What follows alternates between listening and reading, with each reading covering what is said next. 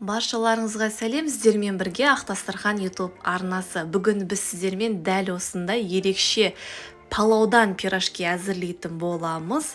Видеоны міндетті түрде соңына дейін көріңіздер. Бізге қамыр керек болады. Дәл осылай пирожкиге арналған кез келген қамырды пайдалансаңыздар болады. Және бір күн алдын осылай палау қалып кеткен болса, оны осылай пирожки істеп бір кәдеңізге жаратсаңыздар болады. Бізге ең керегі бұл жерде аскөктер. Аскөктерден көк пиязды пайдалансаңыздар болады. Қасына укроп, петрушка секілді кез келген аскөк түрін пайдалануға болады. Міне турап палаудың үстіне қосып аламыз. Неғұрлым аскөк көп болған сайын дәмі де соғұрлым тәттірек болады.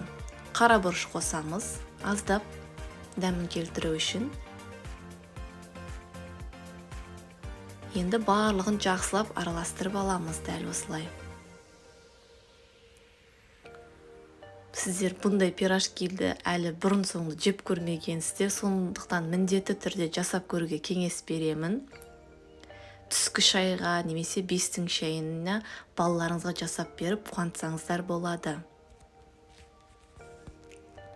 Қамырымызды біркелкі етіп дөңгелекшелеп жайып аламыз. Сіздер осылай пирожкиге арнап арнайы қамыр елесеңіздер болады, немесе нанның қамырын пайдалансаңыздар да болады. Ең бастысы осылай қатты жұқа емес, орташа етіп дөңгелекшелеп жайып аламыз. Салмамызды ортасына салып, біркелкі етіп барлығында түйіп шығамыз. Қалған тамақты ысырап етпей, осылай дәмді ас әзірлеп жеуге болады. Міне барлығында түйіп дайындап алдық.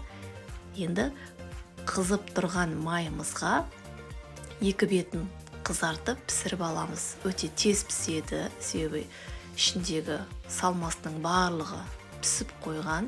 Тек қамырын қызартып бауырсақ секілді пісіріп алсақ болды.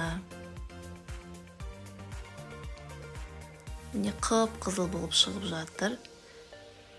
Міндетті түрде жасап көріңіздер. Дәмі өте ерекше болады.